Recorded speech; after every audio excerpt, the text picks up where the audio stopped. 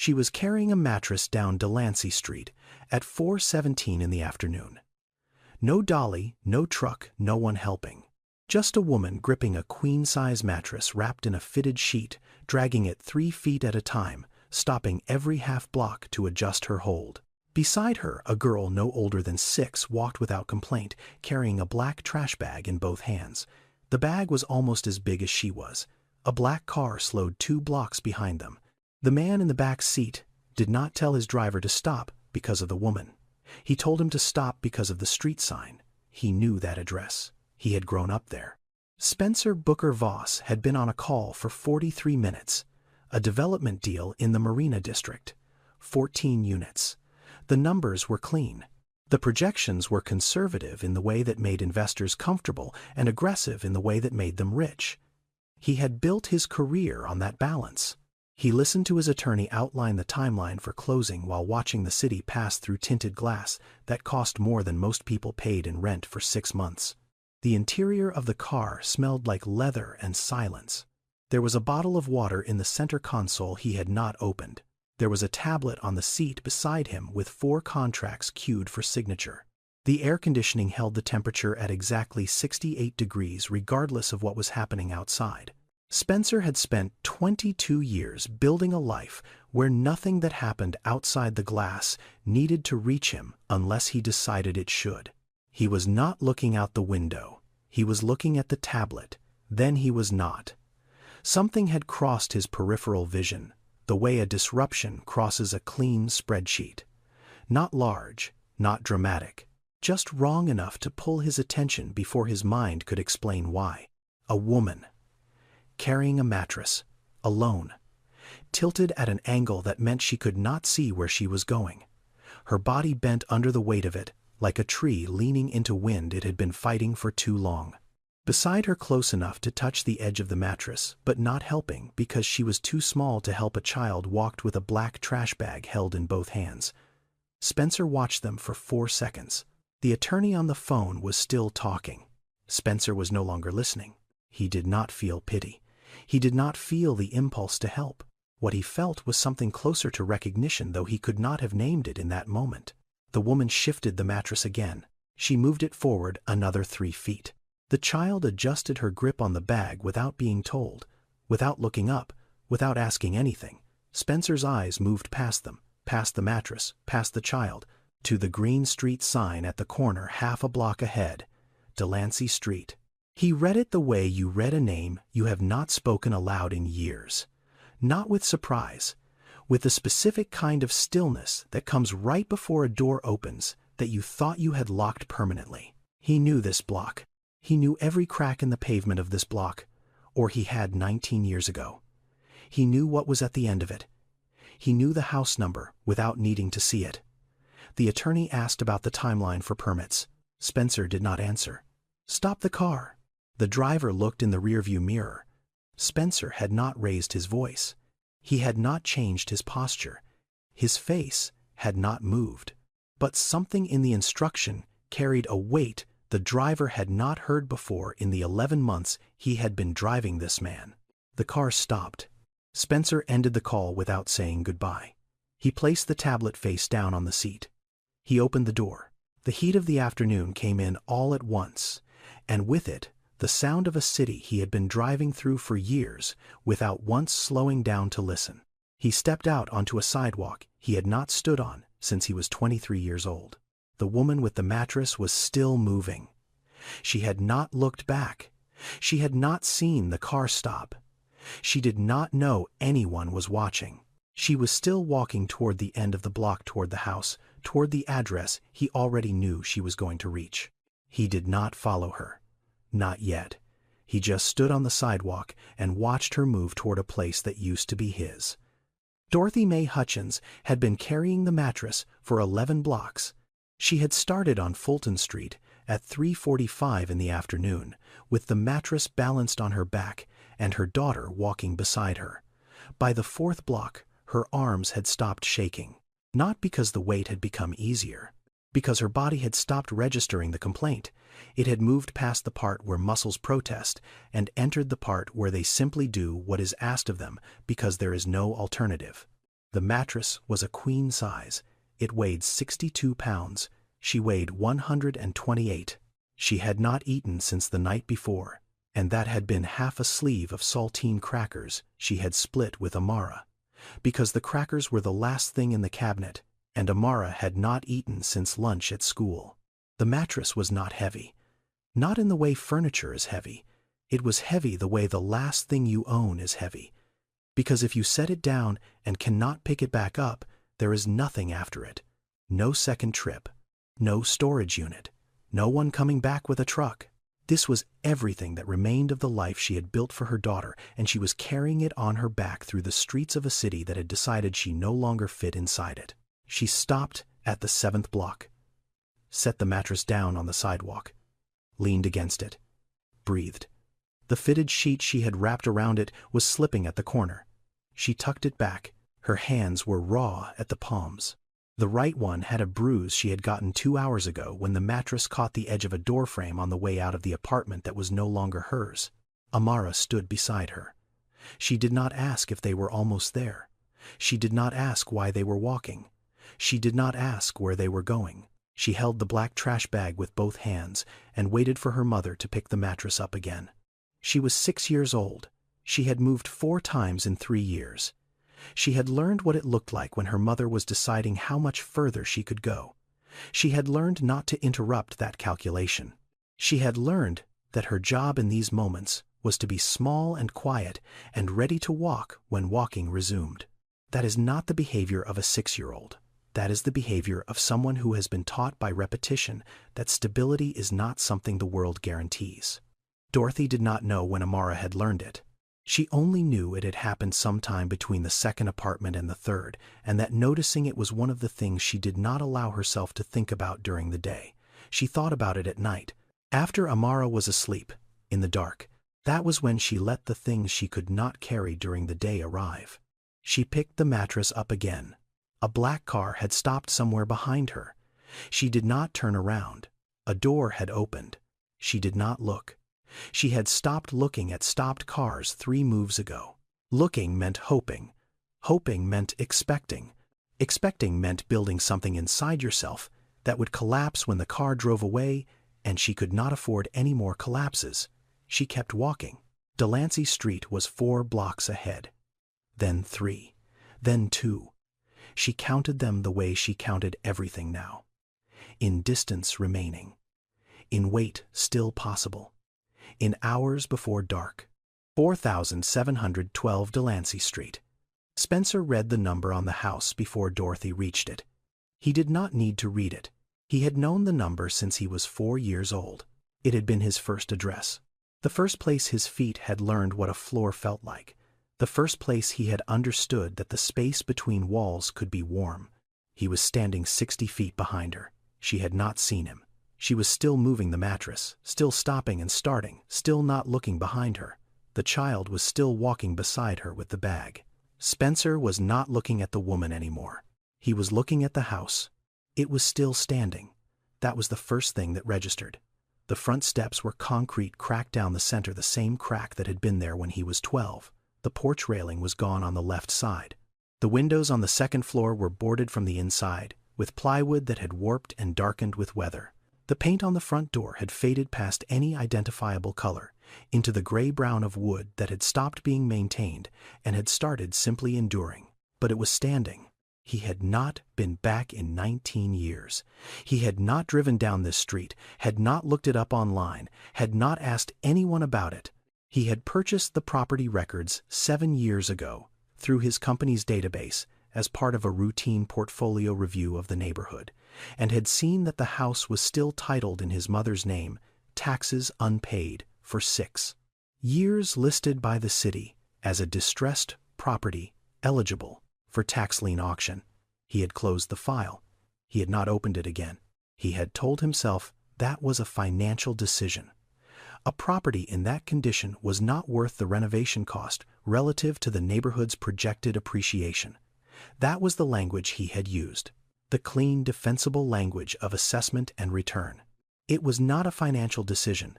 It was the decision of a man who could not open a door without seeing his mother on the other side of it, and who had decided that not opening the door was easier than seeing the empty room behind it. The woman was at the front steps now. She set the mattress down on the sidewalk. She looked at the door. She reached into her coat pocket and pulled out a key. Not a house key. A padlock key. The city had placed a lock on the front door when the house went into the tax lien system. She had bought the house at auction 5 weeks ago. She had the padlock key and a deed and nothing else. Spencer watched her put the key in the lock. He watched her turn it. He watched the door open. She did not know whose house she had bought. She did not know who had painted the walls inside, or planted the window boxes, or sat on the porch every Sunday night for 13 years. She did not know that the man standing 60 feet behind her had slept in the upstairs bedroom until he was 18 and had not come back since. She picked up the mattress one more time. She carried it through the front door. The child followed. The door stayed open behind them. Spencer did not move. He stood on the sidewalk with his hands in his coat pockets and looked at the open door of his mother's house and did not go in. 72 hours before she carried that mattress down Delancey Street, Dorothy had been standing in the kitchen of the apartment on Fulton Street reading a piece of paper that she had already read 4 times. The notice had arrived in a standard envelope. No certified mail, no signature required. Just a white envelope with a property management company's return address and a single sheet of paper inside that said, the building had been sold to a development group and all current tenants were required to vacate within 30 days. The 30 days had already started. She had not known the building was for sale. None of the tenants had. The letter was the first anyone had heard of it. Dorothy had lived in that apartment for 4 years and 7 months. She had signed the lease the week before Amara was born. She had chosen it because it was on the 2nd floor, which meant fewer stairs than the 3rd, but less street noise than the 1st. She had chosen it because the bedroom window faced east and got morning light, and she had read somewhere that morning light helped infants sleep better. She did not know if that was true. But she had wanted it to be true, so she had chosen the apartment as if it were, and Amara had slept well in that room, and Dorothy had never checked whether the light was the reason. She had requested an extension twice, the first time by phone.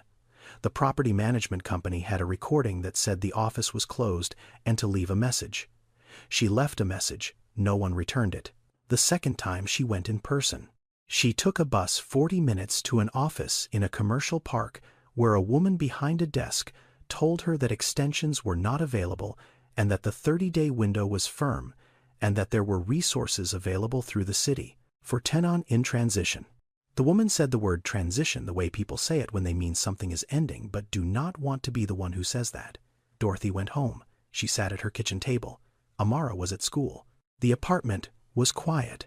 She looked at the rooms she had lived in for 4 years and 7 months and began making a list of what she could carry. In the United States, roughly 900,000 eviction cases are filed every year. Single mothers are evicted at nearly twice the rate of the general population. The average time between an eviction filing and physical removal is 16 days. For families with children, the disruption extends far past the move itself.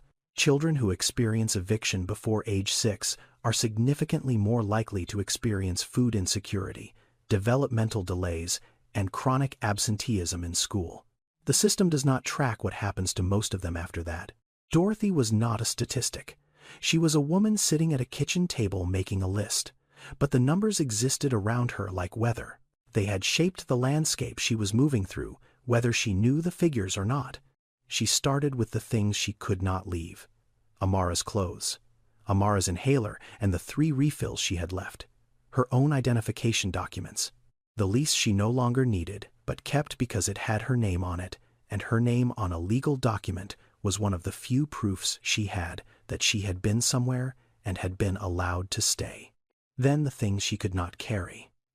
The bookshelf her mother had given her, the year Amara was born, solid oak, too heavy for one person to move.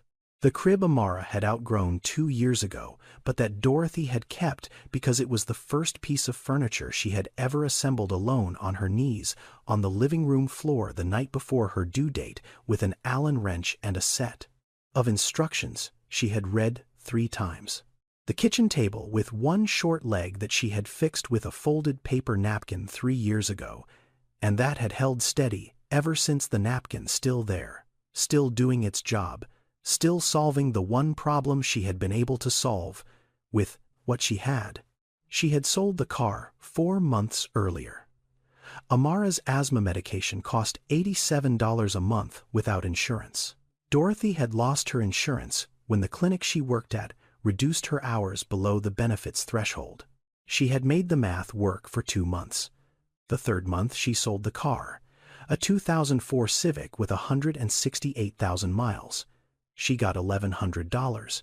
It covered 3 months of medication, 2 months of groceries, and the copay for an emergency room visit when Amara had an episode at 2 in the morning in February, and Dorothy carried her 6 blocks to the nearest hospital because she no longer had a car to drive her. She could carry what her hands could hold and what Amara's hands could hold, and one thing more, one large thing, one thing that would not fit in a bag. She kept the mattress.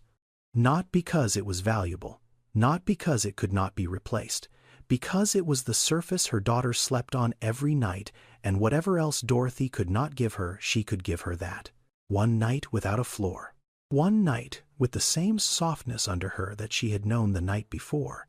One thing that stayed the same when nothing else did. She wrapped it in the fitted sheet from the bed. She tied it with a length of cord she found in the closet. She put Amara's clothes and the inhaler and the documents into a black trash bag because she did not have a suitcase. She put her own clothes into a second bag. Amara carried one. Dorothy carried the other on top of the mattress. They left the apartment at 3:37 in the afternoon on a Tuesday. Dorothy locked the door behind her. She put the key in the mailbox as the property management company had instructed.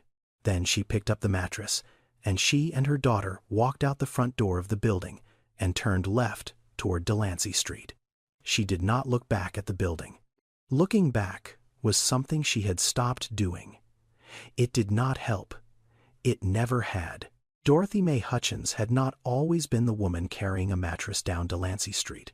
3 years and 4 months before that afternoon, she had been a certified nursing assistant at the Bayview Community Health Clinic on 3rd Street. She worked the day shift, 7 to 3:30. She wore scrubs she ironed the night before and sneakers she replaced every 4 months because the floors at Bayview were hard on your feet, and she had learned that replacing shoes was cheaper than treating the back pain that came from wearing them too long. She earned $19.40 an hour. It was not a lot. It was enough. It was enough because her husband earned more. Wendell James Hutchins was an electrician, IBEW Local 6. He had been a journeyman for 9 years. He worked construction sites across the city, wiring the buildings that were going up faster than the neighborhoods around them could keep pace with. He earned $37 an hour plus benefits. Health insurance for all 3 of them. Dental, a pension he would never collect. Wendell died on a Thursday morning in March. Scaffolding collapse at a mixed-use development on Brannan Street. 14 stories. The scaffolding on the east face gave way at the connection points on the 9th floor. 3 workers fell. 2 survived with injuries. Wendell did not survive. He was 31 years old. He had dropped Amara off at daycare 40 minutes before the scaffolding came down. The building he died wiring was completed 7 months later. It sold for $82 million. His name was not in the marketing materials.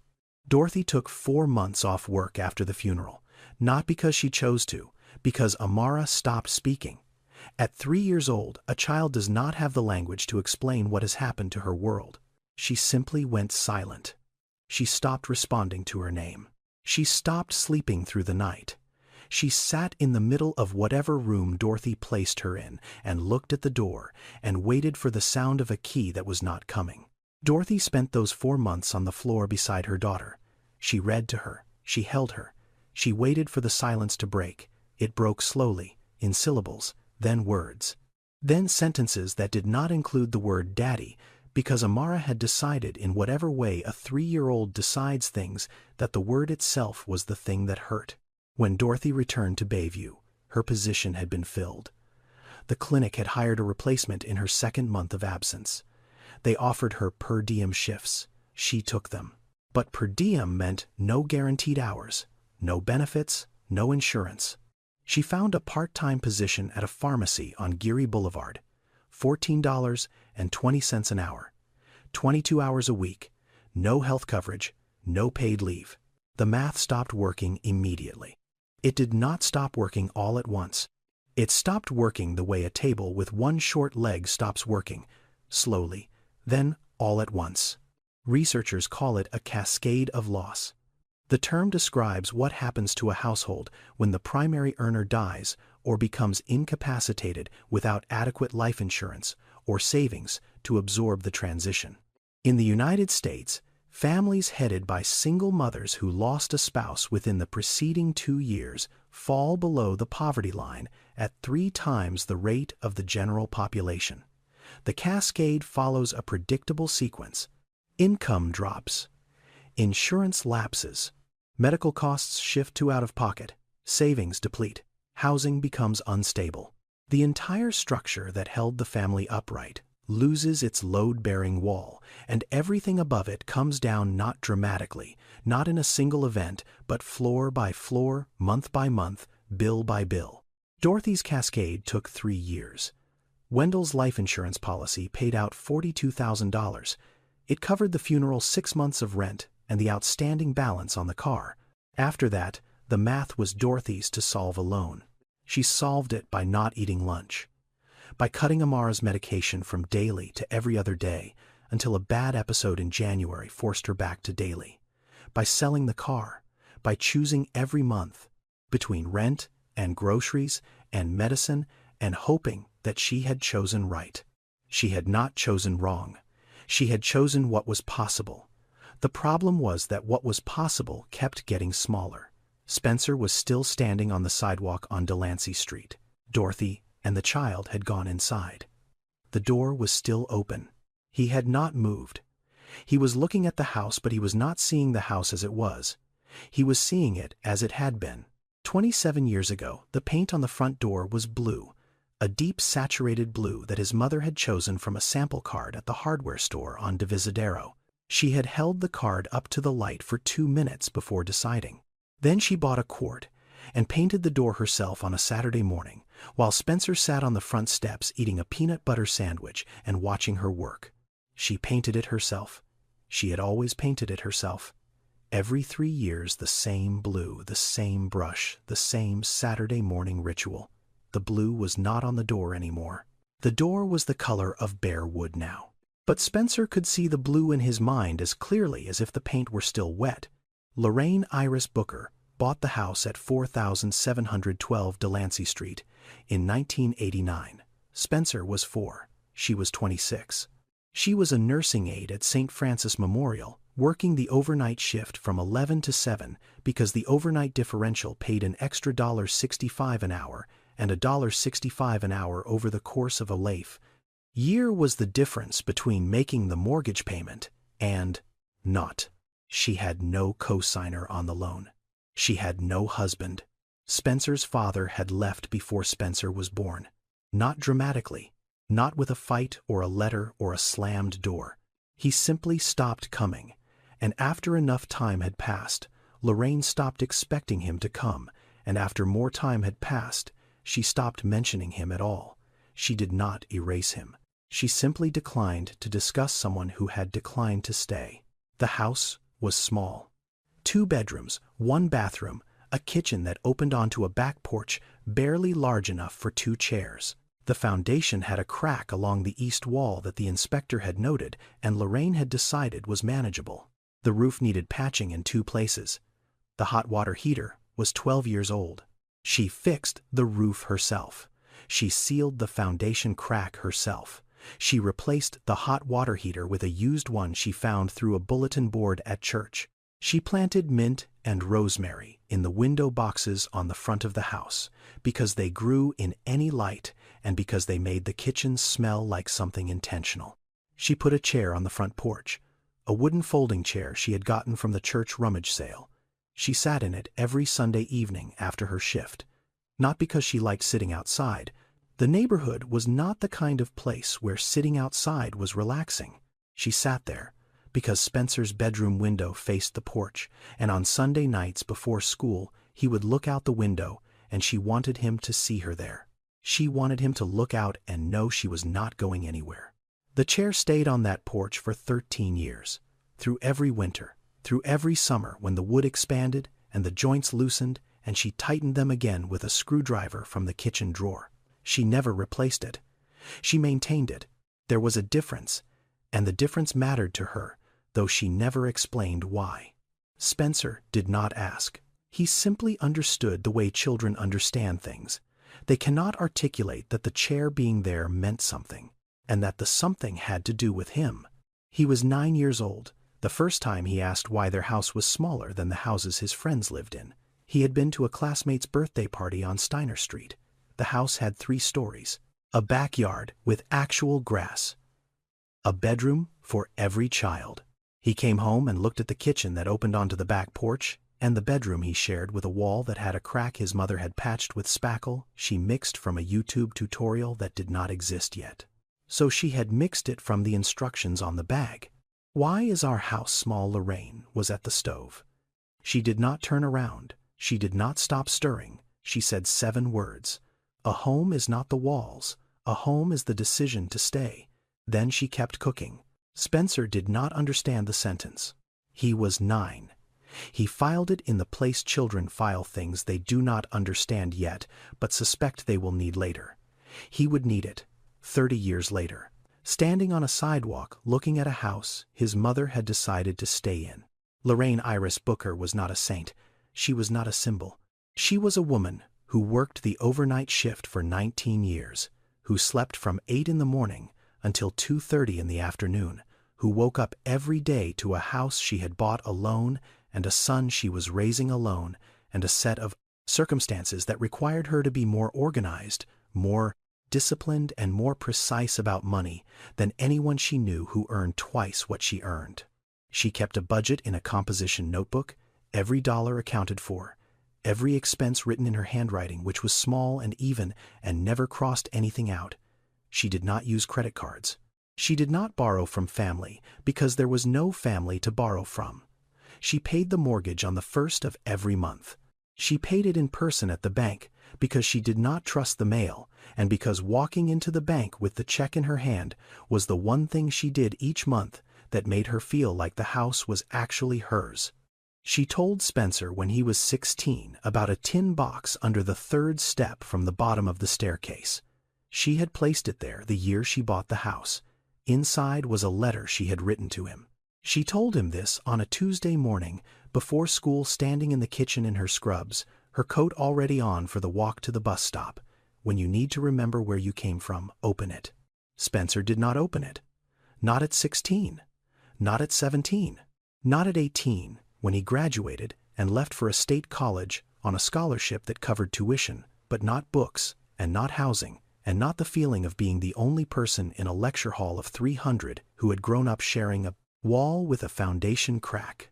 He did not open it because he did not yet need to remember where he came from. He was too busy leaving. Lorraine was diagnosed with lung cancer when Spencer was 22. She had never smoked. The doctors said it was environmental. The overtime she had worked in a hospital with aging ventilation systems for nearly 2 decades had contributed. She did not tell Spencer immediately. She told him 3 weeks after the diagnosis on the phone in the same voice she used for everything. Calm, factual, organized. She told him the stage, the treatment plan, the prognosis. She told him she had already spoken with her supervisor about reducing her shifts. She did not reduce her shifts. She worked the overnight until 2 weeks before she died. The hospital let her go quietly. They sent flowers afterward. Spencer was in New York. He had just started his first job in commercial real estate, an analyst position at a development firm in Midtown. He flew back on a Thursday. She died on a Wednesday. He arrived 13 hours after she stopped breathing. He arrived in time for the silence, but not for the last of her voice. He did not speak at the funeral. 46 people attended. Most of them were from the hospital. Some were neighbors from Delancey Street. Spencer stood in the back row and did not say a word, not because he had nothing to say, because what he had to say was not for a room full of people. It was for a woman who was no longer in the room. He locked the house after the funeral. He put the key in his coat pocket. He walked to the bus stop his mother had walked to every night for 19 years. He caught a bus to the airport. He flew back to New York. He did not sell the house. He did not rent it. He did not return to it. He did not open the tin box under the third step. He locked the door and walked away. That was 19 years ago. The key was still in a drawer in his office. The letter was still under the step. If the step was still there, if the house was still there, the house was still there. He was looking at it right now. Spencer left Delancey Street at 23 with a locked door behind him and a career in front of him that would make him one of the most successful real estate developers in the city within 15 years. He started as an analyst, then an associate, then a project manager, then a principal at a firm that specialized in urban residential development. He was good. He was good because he understood something the other analysts at the firm did not. He understood what a neighborhood was before the investment arrived. He knew what the houses looked like from the inside. He knew how the floors sagged and where the pipes froze, and which blocks had the light that made people want to stay, and which blocks had the noise that made them want to leave. He knew these things because he had lived them. He started his own firm at 34. Voss Capital Development. The model was simple. Buy undervalued residential properties in transitioning neighborhoods. Renovate, reposition, sell, or lease at market rate. The market rate was always higher than the rate the previous tenants had been paying. That was the business. He called it value creation. His accountants called it capital appreciation. The families who had lived in those buildings before the renovations called it something else, but nobody asked them what they called it. In the United States, gentrification displaces an estimated 430,000 households per year. The process does not require malice. It requires capital market demand and a gap between what a property is currently worth and what it could be worth to a different population at a different income level. The developer does not have to intend to displace anyone. The displacement happens inside the math. Spencer had developed 14 projects in 11 years. 912 residential units across 6 neighborhoods. Each project followed the same pattern. Acquire, renovate, price at market. The existing residents either absorbed the increase or left. Most left. The buildings filled again with people who could afford the new rate. The neighborhoods changed. The grocery stores changed. The names on the mailboxes changed. The people who had been there before became people who used to be there, and the people who arrived after did not know them and did not ask about them. Spencer did not think of himself as someone who displaced families. He thought of himself as someone who created value in underperforming markets. The language insulated him, the way the tinted glass of his car insulated him from the sidewalk. It was not dishonest. It was simply a different resolution. At the resolution he operated at, the families were not visible. At the resolution Dorothy lived at, they were the only thing that was. He donated, generously, a foundation in his mother's name that funded scholarships for first-generation college students, annual contributions to 3 homeless shelters, a standing pledge to a housing advocacy nonprofit that sent him a thank you letter every December that he read and filed. He donated from a distance. He wrote checks in offices. He attended galas in ballrooms. He never went back to the streets where the money came from. He never walked through the neighborhoods his company had transformed. He never stood on a sidewalk and looked at the door of a building his firm had purchased and wondered who had lived behind it before the renovation began. Until today. Today he was standing on Delancey Street, looking at a house he had not renovated, had not sold, had not returned to, A house that had simply waited the way houses do when no one is maintaining them, and no one is living in them, and no one is making the decision to stay. Dorothy had carried the mattress through the front door and set it down in the center of the living room floor. She stood there and looked at what she had bought with everything she had left. $2,800. That was the price at the tax lien auction. She had found the listing through a program at the public library, a free workshop on homeownership resources for low-income residents that she had attended on a Saturday morning while Amara sat in the children's section looking at picture books. The workshop was 2 hours. Most of it did not apply to her. She did not qualify for any of the conventional programs. Her income was too low for a mortgage. Her credit had been damaged by a medical bill she had not been able to pay in time. She did not have a cosigner. But the tax lien section of the presentation mentioned that abandoned properties with unpaid taxes could be purchased at auction for the amount of the tax debt. The amounts were small, hundreds of dollars, sometimes thousands. The properties were almost always in poor condition. Many were uninhabitable. Some were structurally compromised. The presenter said the word risk 4 times in 2 minutes. Dorothy went home and searched the city's upcoming auction list. She found 7 properties. She could not afford 6 of them. She could afford 1. 4,712. Delancey Street. Listed at $2,800 for 9 years of unpaid property taxes. She had not seen the house. She had not visited the neighborhood.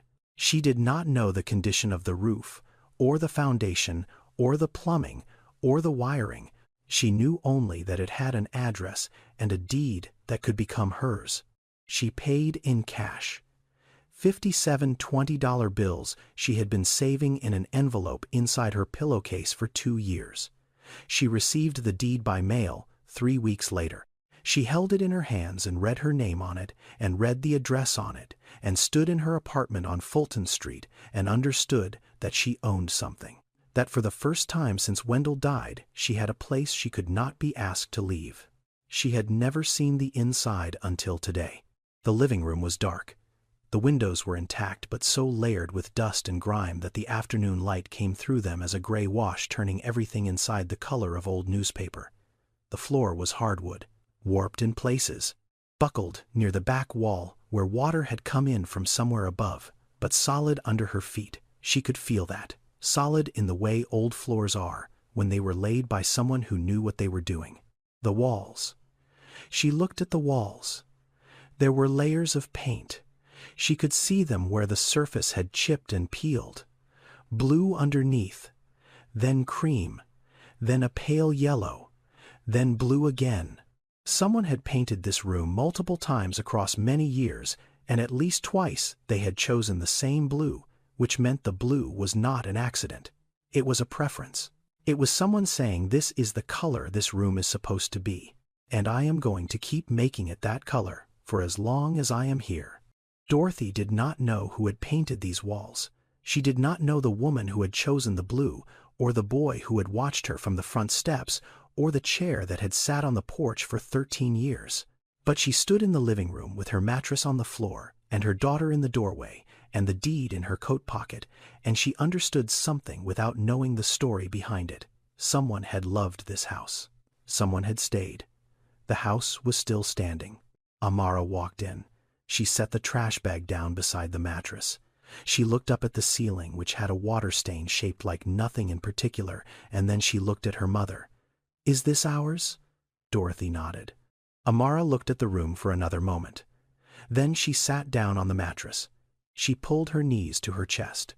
She did not complain about the dust or the dark or the smell of a house that had been closed for almost 2 decades.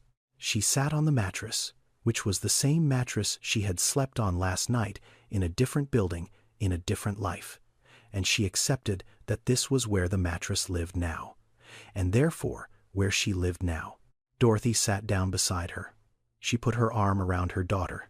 She did not say anything. There was nothing to say that the mattress and the roof and the walls were not already saying. They were inside. The door was open. The house was still standing. Spencer stood on the sidewalk outside 4,712 Delancey Street with his hands in his coat pockets, and did not go in. The front door was open. He could hear sounds from inside, footsteps on hardwood, the particular creak of the second floorboard past the entryway, the one his mother had never fixed because she said it was the house saying hello. He had not heard that sound in 19 years. He heard it now, made by a stranger's feet, and the sound went through him the way a frequency goes through glass, not breaking it, vibrating it until the structure remembers what it is made of. He looked at the porch. The railing on the left side was gone. The concrete steps had the same crack down the center he had jumped over as a child because his mother told him cracks were bad luck, and he had believed her until he was 11 and stopped believing her about small things and started believing her about large ones. The chair was gone, the wooden folding chair she had sat in every Sunday night for 13 years. But the porch floor where it had stood still showed the marks. 2 shallow impressions in the wood worn smooth by years of weight and weather, and the repetition of a woman sitting in the same place at the same time for the same reason. The marks were still there. The woman was not. He had built 14 residential developments in 11 years, 912 units. He had never once built anything he could not sell. Every structure he had created had a price, a buyer, a closing date, and a return on investment calculated to the second decimal. He was standing in front of the one building he had never been able to let go of. And he had let go of it anyway, not by selling it, by leaving it, which was worse. Selling is a transaction. Leaving is a decision not to care for something that needs care, and calling the decision something else so you do not have to feel it. He could see through the open door into the hallway. The wallpaper his mother had hung was peeling at the seams. The light fixture above the staircase was dark. The stairs were still there. The third step from the bottom was still there. The tin box was still under it. Or it was not. He did not know. He had not checked in 19 years. He could hear the woman moving through the rooms. He could hear the child somewhere above on the second floor, in the room that had been his.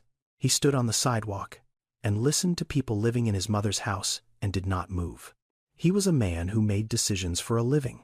He assessed, he calculated, he acted. He was standing on a sidewalk, unable to do any of those things. The house did not require his money. It did not require his expertise. It required something he had not used in 19 years and was not certain he still had. It required him to walk through a door. Dorothy was in the kitchen when she heard the child's footsteps go upstairs. She did not stop her.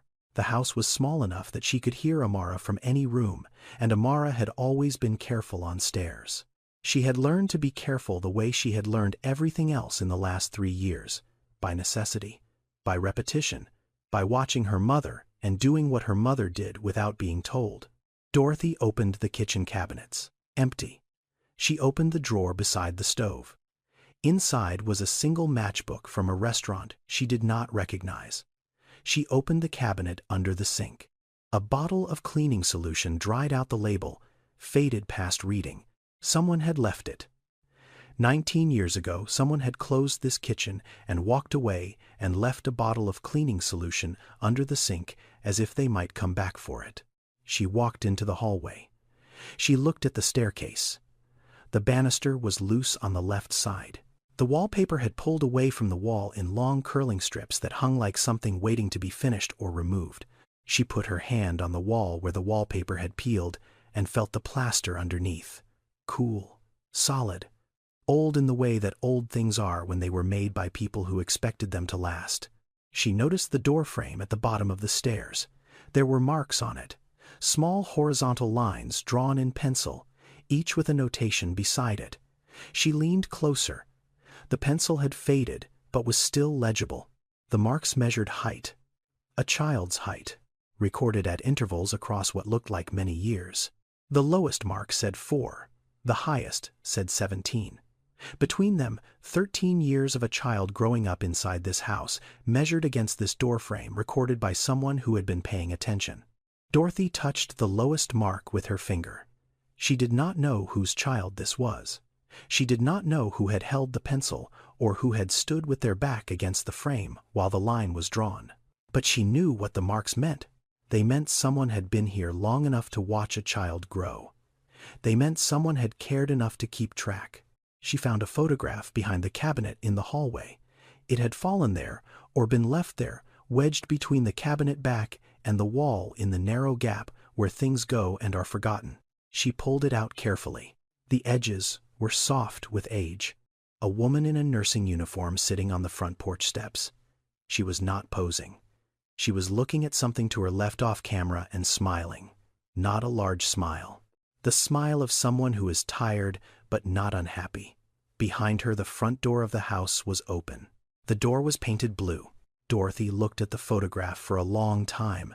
She did not know this woman, but she recognized something in the way she sat on those steps. The posture of someone who had come home from a long shift and had sat down in the first place available and was not going to get up for a while. She set the photograph on the cabinet. She did not put it away. She left it out where she could see it. She went upstairs. The second floor had 2 rooms and a bathroom. The bathroom had a cracked mirror and a tub with a rust stain the shape of a river delta. The first room was small and empty. The second room was slightly larger with a window that faced the street. "Mama, there is stars on the ceiling." Amara was lying on her back on the floor of the second room looking up. Dorothy looked up. On the ceiling, glow-in-the-dark stars. Dozens of them, arranged not randomly but in patterns. Clusters that looked deliberate. Constellations may be placed by someone who knew where the stars were supposed to go. The adhesive had yellowed. Some of the stars had lost their glow. A few had fallen and were lying on the floor like small plastic promises that had not quite held. But most of them were still up there, still stuck, still arranged in the shapes someone had chosen for them years ago. In the dark, they would still glow, faintly, enough. Dorothy stood in the doorway of the room that had been Spencer's and looked at the stars his mother had put on the ceiling when he was young enough to believe that the ceiling was the sky and the sky was something you could bring inside if you loved someone enough to try. She did not know any of this. She did not know about Lorraine or Spencer or the Sunday night chair or the tin box under the third step. She just knew that someone had looked up at this ceiling and decided a child sleeping here deserved stars. "This is your room," Dorothy said. Amara looked at her. "Mine, yours." Amara looked back up at the ceiling. She did not say anything else. She did not need to. The stars were enough. Spencer heard voices from inside the house. Not the words, just the sound. A woman's voice, and then a child's voice, and then silence. The kind of silence that comes after something has been decided. He stepped onto the porch. His shoes on the wood made a sound he had not heard since he was 18 years old. He stopped at the open door. He could see the hallway, the peeling wallpaper, the staircase, the doorframe with the pencil marks he had forgotten existed until this moment when the sight of them hit him in the center of his chest, like something he had swallowed years ago and never fully digested. He knocked on the frame of the open door. 2 knocks, not loud, not tentative. The knocks of a man who did not know what he was doing here, but had decided to find out. Dorothy came down the stairs. She saw him in the doorway. A man in a dark suit standing on the porch of her house. Her house. She had owned it for 5 weeks. She had been inside it for less than an hour, but it was hers. And the man standing in the doorway was not invited, and every experience she had had in the last 3 years with men in suits had ended with her losing something. She stopped on the second to last step. She did not come closer. She held the banister with one hand. Amara was behind her on the landing, looking down through the railing. "I grew up in this house." Dorothy looked at him, then at the hallway around her, at the pencil marks on the doorframe, at the photograph she had left on the cabinet. She looked back at him. She did not say anything. She was calculating, not numbers, risk, what this man wanted, whether what he wanted would cost her the only thing she had just gained. "I am not here to take it back," he said. She watched his eyes the way she had learned to watch people's eyes when they told her things she needed to verify before believing. His eyes were not on her. They were on the hallway behind her, on the wallpaper, on the stairs, on something she could not see because it was not in the house anymore. It was in his memory, and his memory was the only place it still existed. Then why are you here? He did not have an answer. Not because he did not know, because the answer required him to admit something he had been running from for 19 years. That he had left this house not because he did not need it, but because he needed it too much. That locking the door had been easier than opening it. That every building he had built since had been an attempt to replace the one he could not walk into. He looked past her. Into the living room. He saw the mattress on the floor. He saw the black trash bag beside it. He saw the dust and the water stains and the bare walls and the 19 years of absence that had turned his mother's home into something barely habitable. And on the floor, in the center of it all, a mattress. A single mattress wrapped in a fitted sheet carried 11 blocks on the back of a woman who had nothing else to bring. He remembered. Not gradually, not in pieces, all at once, the way a room becomes visible when someone turns on a light. His mother had moved into this house when he was 4 years old. She had bought it with a loan she would spend 15 years paying off. She had no furniture. She had no savings left after the down payment. She had a son and a set of keys and nothing else. The first night, they slept on a mattress on the living room floor. A donated mattress from the church on Fillmore Street. His mother had carried it 3 blocks from the church to the house by herself because she did not have a car and could not afford a delivery and would not ask for help because asking for help felt too much like admitting she could not do. This alone, and admitting that felt too much like proving everyone who doubted her right. Spencer did not remember that night. He was 4. The memory did not belong to him. It belonged to his mother. She had told him about it once when he was 15, sitting at the kitchen table on a Saturday morning. She told it the way she told everything, simply, without drama, without asking for sympathy. We slept on a mattress on the floor the first night. I carried it from the church. You fell asleep before I finished making the bed. I lay there next to you and listened to the house and decided we were going to be fine. He had forgotten that story. He had filed it in the place where you put things your mother tells you that you do not fully understand yet. He had not thought about it since. Not once in 27 years. He thought about it now, standing in the doorway of his mother's house looking at a mattress on the living room floor. A different mattress, a different woman, a different child, but the floor was the same floor. And the decision was the same decision, the decision to stay. He remembered. Dorothy's story is not unusual. It is not even rare. It is the most common version of poverty in America. The kind that happens not because someone made a bad decision, but because the margin of safety was so thin that one ordinary tragedy was enough to collapse it. In the United States, more than 2 million children live in households headed by a single mother who earns below the federal poverty line. For families where the mother became the sole parent, through the death of a spouse, the first 24 months are the most financially destructive. The average household income drops by 41%. Health insurance coverage lapses in nearly half of cases within the first year. 1 in 3 of these families will experience housing instability, meaning they will move involuntarily, double up with relatives, stay in shelters, or lose their housing entirely within 2 years of the spouse's death. The system was not designed for Dorothy. It was not designed to catch a woman who was working, who was paying rent, who was managing her daughter's asthma medication month by month, who was doing everything she was supposed to do within the constraints she had been given. The system was designed to process people who had already fallen, not to prevent the fall. By the time the system recognized Dorothy, she was already carrying a mattress. Tax lien auctions exist in the space between abandonment and opportunity. When a property owner stops paying taxes, the local government accumulates the unpaid balance as a lien against the property. After a statutory period, the lien is offered for sale at public auction. The buyer does not purchase the house directly. The buyer purchases the debt. In most jurisdictions, the original owner has a redemption period to pay the debt and reclaim the property.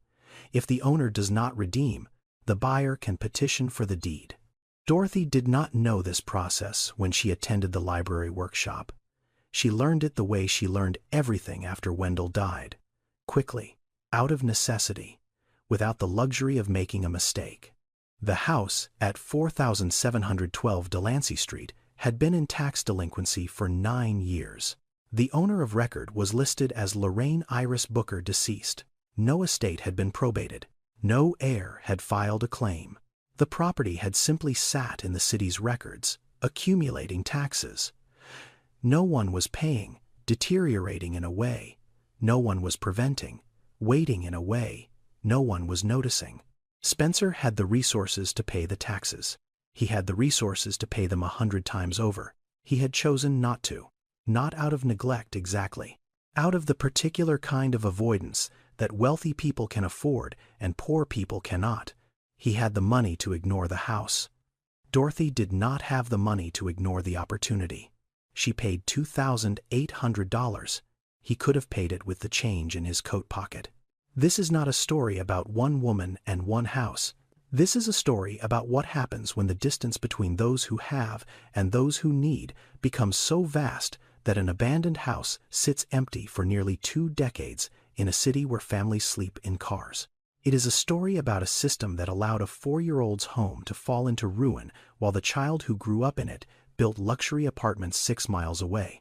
It is a story about proximity and blindness, and the lie we tell ourselves that poverty happens somewhere else to someone else for reasons that have nothing to do with us. Dorothy did not know Spencer. Spencer did not know Dorothy, but they were standing in the same house, on the same floor, separated by nothing but a doorway and everything a doorway can mean. Amara Hutchins was 6 years old. She had lived in 4 apartments in 3 years. She had attended 2 different schools and 1 daycare that closed.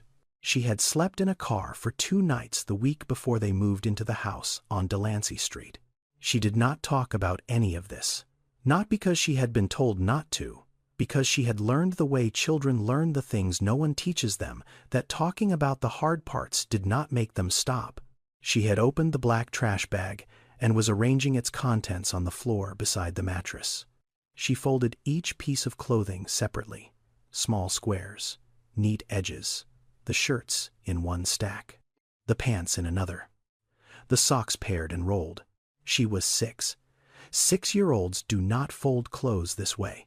6-year-olds throw clothes into piles and lose socks between couch cushions and leave shirts inside out on the bathroom floor.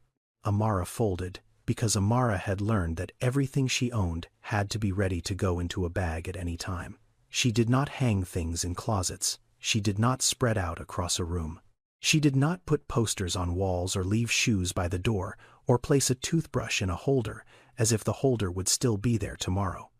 She kept her footprints small. She kept her belongings contained. She kept herself the way people keep things they expect to move again soon. Children who experience repeated housing instability develop this pattern before anyone names it for them.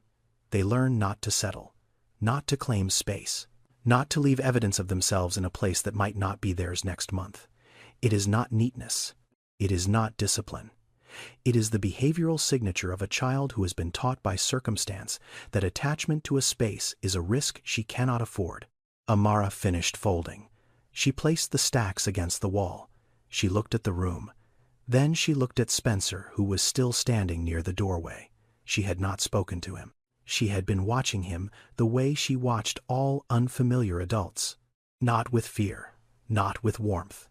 With the steady, unblinking attention of someone who has learned to read a room before the room reads her. "Did you live here when you were little?" Spencer looked at her. He nodded. Amara looked at the walls. At the layers of paint Dorothy had noticed earlier. The blue underneath, the cream, the yellow, the blue again. "Did your mom paint the walls too?" Spencer did not answer immediately. The question was simple, a child's question. But it landed in the place where his memory of his mother was stored, and the door to that place had been closed for 19 years, and a 6-year-old had just opened it with 7 words. "She did," he said. Amara nodded once. She looked back at the wall. She seemed satisfied with this answer, as if it confirmed something she had already decided. Then she went back to her folding. Dorothy was watching from the staircase. She did not intervene. She did not explain Amara to Spencer or Spencer to Amara. She just watched her daughter ask a stranger the exact question that connected every thread in the house, and she understood without knowing the full story that the answer mattered more than the man who gave it. Spencer left that evening. He walked through the front door onto the porch and stopped. He turned back. "The third step from the bottom is loose," he said. "There is a tin box underneath it. It belongs to me. I will come back for it." Dorothy looked at him from inside the hallway. She did not ask what was in the box. She did not ask when he would come back. She just nodded once and watched him walk down the porch steps and onto the sidewalk where his car was still waiting. Spencer got into the back seat. The driver pulled away from the curb. The house receded in the rear window. The porch, the open door, the woman standing in the hallway of his mother's house as if she belonged there, as if the house had been waiting for exactly this. For someone who would show up with nothing except a mattress and a child and the decision to stay. He did not speak for the first 11 minutes of the drive. He sat with his hands on his knees and looked out the window at the city. He had spent 20 years reshaping from the inside of boardrooms and did not recognize any of it from this angle, not because it was unfamiliar. Because he was seeing it differently. He was seeing it the way his mother had seen it, from the ground, from the level of someone who walked because they could not afford to drive, from the height of someone carrying something heavy with no one offering to help. He thought about his mother for the first time in 19 years, without the thought arriving as pain. It arrived as a question. What would she want him to do with the house? He did not need to think about the answer. The answer had been there since the moment he saw the mattress on the living room floor. He had been avoiding the answer the way he had been avoiding the house, the way he had been avoiding the tin box, the way he had been avoiding everything that required him to stop being the man he had become and remember the boy he had been. His mother would not have wanted the house to sit empty. His mother would not have wanted the walls she painted to peel. His mother would not have wanted the chair on the porch to rot, and the stars on the ceiling to fade, and the pencil marks on the doorframe to be the only proof that someone had once grown up loved inside those rooms. She would have wanted someone in the house. She would have wanted the house to do what it had always done. Hold someone, keep someone, be the place where someone decided to stay. This is not charity. This is not generosity. This is not the impulse of a wealthy man moved by the sight of poverty. This is a man paying a debt he did not know he owed until he saw a mattress on a floor he used to sleep on. This is a correction. There is a difference. Spencer called his office the next morning. He told his assistant to find a residential contractor licensed for structural renovation. He told her the address. He told her the scope: full restoration, foundation to roof, electrical, plumbing, walls, floors. Everything that 19 years of vacancy had taken from the house he would put back.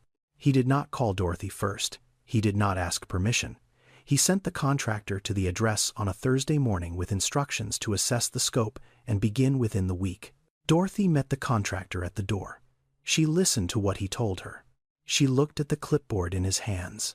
She looked at the truck parked at the curb with the company name on the side.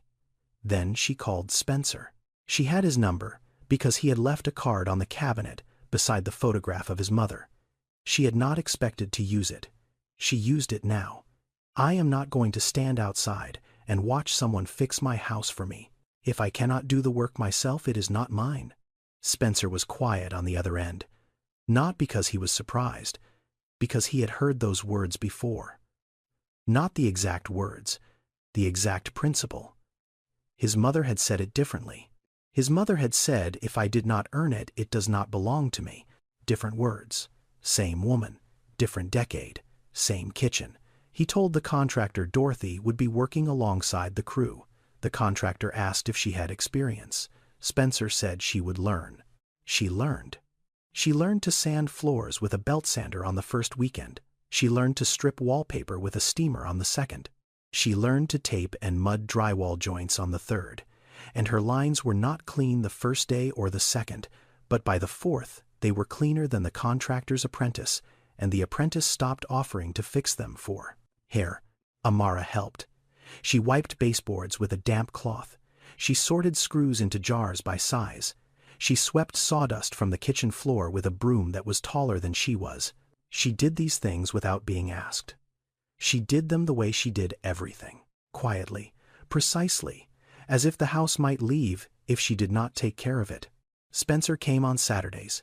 He drove himself. No driver, no suit.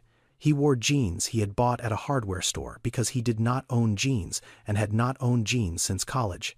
He sanded. He scraped.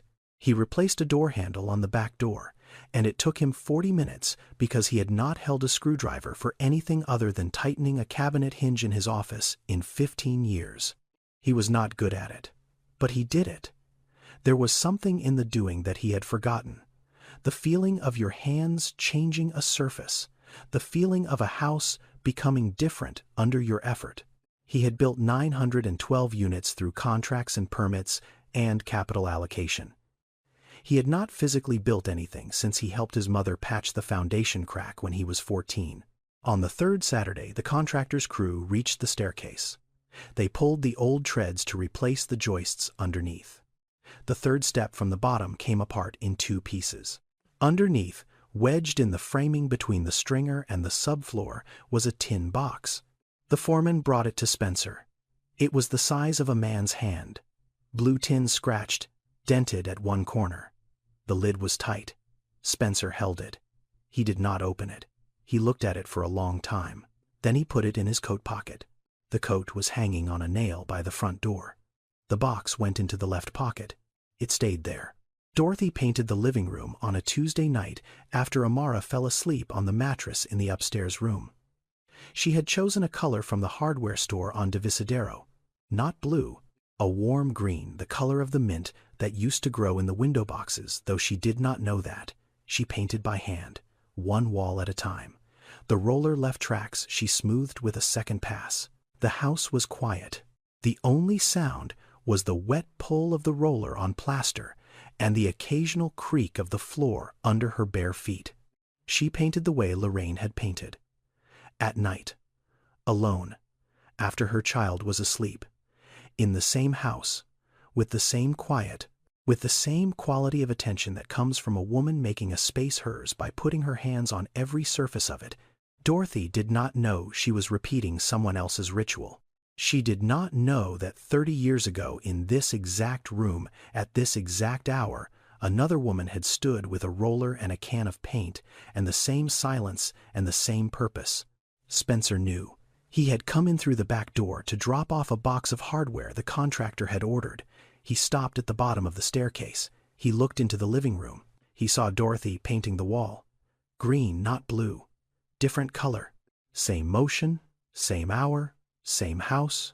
He stood there for a moment. He did not say anything. He set the box of hardware down on the hallway floor. He went back out the way he came in. He sat on the back porch steps and looked at the yard his mother had never gotten around to planting, and breathed. The tin box was still in his coat pocket. He had not opened it. He was not ready. But he was closer than he had been yesterday. That was enough for now. Hattie Pearl Washington had lived at 4710 Delancey Street for 49 years. She had moved in when she was 25. She was 74 now. She had outlived 2 husbands, 1 daughter, and most of the neighborhood she had known when she arrived. The block had changed around her in ways that were too slow to notice at any single moment and too total to ignore across the decades. Families left. Buildings were sold. Some were renovated. Some were demolished. Some just sat the way the house next door had sat for 19 years, waiting for something no one came back to give it. Hattie had known Lorraine Booker. Not well. Not the way close friends know each other. The way neighbors know each other. Through proximity. Through repetition. Through the small exchanges that happen when 2 women live 18 feet apart and raise children at the same time, in the same place, with the same set of constraints, and the same refusal to let those constraints define them. She had watched Lorraine paint the front door on Saturday mornings. She had heard Spencer playing in the back porch when he was small. She had seen Lorraine walk to the bus stop every night at 10:30 in her white nursing shoes and return every morning at 7:15 and sit on the porch for 10 minutes before going inside, not because she was resting, but because she didn't wanted the house to see her before she entered it, as if the house needed to know she was home. Hattie saw the contractor's truck on the first Thursday. She watched from her front window. She did not come out. On the second week, she saw Dorothy carrying supplies from the truck to the front door. She saw the child sweeping the porch. She saw a man in jeans she did not recognize sanding the window frames on the second floor. On the third Saturday, she came out. She walked the 18 feet between her front door and the property line of 4,712. She stood at the bottom of the porch steps and looked up at Dorothy, who was on her knees scrubbing the porch boards with a wire brush. "You, the new owner," Dorothy looked up. She nodded. Hattie looked at the house, at the new porch railing, at the windows reglazed and cleaned for the first time in almost 2 decades, at the front door which someone had sanded down to bare wood but not yet painted. "I knew the woman who lived here before," Hattie said. Lorraine worked nights at St. Francis, raised her boy in this house all by herself. She put that porch together with her own hands. She sat in a chair right where you are kneeling now, every Sunday, rain or shine. Dorothy set down the brush. She said if she was sitting there, her boy would always know where to find her. Dorothy looked at the porch boards, at the 2 impressions in the wood that she had noticed on her first day, but had not understood. Now she understood. They were not damage. They were evidence. 13 years of a woman sitting in the same place, making herself visible, making herself permanent. In neighborhoods like Delancey Street, history is not kept in archives, it is kept in people. In women like Hattie, who have lived long enough to remember what the buildings used to hold. Community memory is the term researchers use. It means the knowledge that exists between neighbors passed through conversation and presence, and the simple act of staying in a place long enough to witness what happens there. For single mothers, this kind of memory matters. Not financially, socially. The knowledge that someone on the block knows your name, that someone noticed when you came home late, that someone would knock on your door if your lights did not come on at the usual time. This is not a program. It cannot be funded. It is the residue of people staying in one place and paying attention. Hattie had paid attention to Lorraine for 13 years. Now she was paying attention to Dorothy, not because she had been asked to, because that was what neighbors did.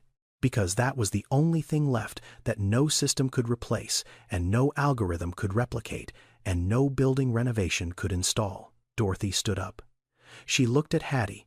"Would you like to come inside?" Hattie looked at the front door. The door Lorraine had painted blue. The door that was bare wood, now waiting for someone to choose its next color. She had not been inside this house since Lorraine's funeral.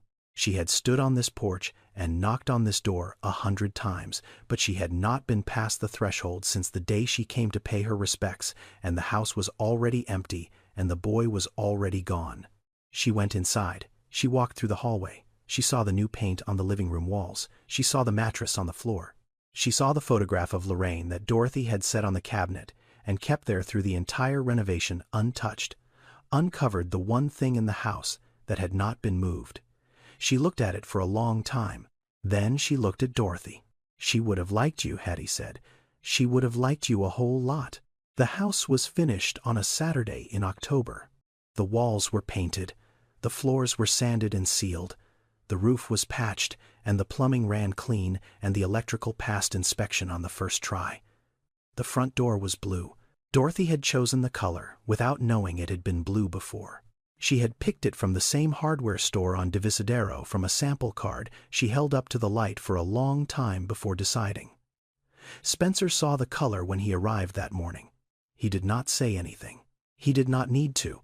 That evening, after the last of the contractor's tools had been loaded into the truck and the crew had left, Spencer came back.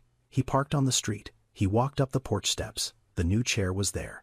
A wooden folding chair Dorothy had found at a second-hand shop on Fillmore Street and placed in the exact spot where the wear marks had been. She had not known the history. She had just thought a porch needed a chair. Spencer sat down in it. He reached into his coat pocket and took out the tin box. He held it in both hands. He had been carrying it for 5 weeks. 5 weeks in his coat pocket through meetings and phone calls and Saturday mornings with a belt sander and Tuesday nights watching a woman paint walls in the dark. He had carried it the way his mother had carried it, close, waiting for the right time. He opened it. Inside was a single sheet of paper folded twice, written in his mother's handwriting. The handwriting was small and even and did not cross anything out. The paper had yellowed, the edges were soft, but the ink was still clear. She had written his name at the top. Just the name. No dear, no my son. Just Spencer. She wrote about the house. She wrote about the day she bought it. About the loan she was not sure she could pay. About carrying a mattress from the church on Fillmore Street and laying it on the living room floor and watching her son fall asleep before she had finished making the bed. She wrote about lying beside him in the dark and listening to the house settle around them and deciding in that silence that this was going to work. She wrote about the paint, the blue she had chosen, the Saturday mornings, the window boxes, the chair on the porch, and why it mattered, and why she would never explain why it mattered, because some things you do not explain. You just do them, and hope the person they are for understands eventually. She wrote one final line. This house was never about the walls. It was about you knowing you had somewhere to come back to. If you are reading this, you came back. That is all I ever needed. Spencer read the letter. He folded it along the original creases. He put it back in the tin box. He closed the lid. He did not cry. He sat in the chair on the porch of his mother's house and looked through the open front door into the hallway. Dorothy was upstairs. He could hear her voice. She was reading to Amara. The words were too faint to make out, but the rhythm was steady, the cadence of a mother reading a bedtime story in a house that belonged to her. Amara's room still had the stars on the ceiling. The old ones had been taken down during the renovation. Amara had chosen new ones.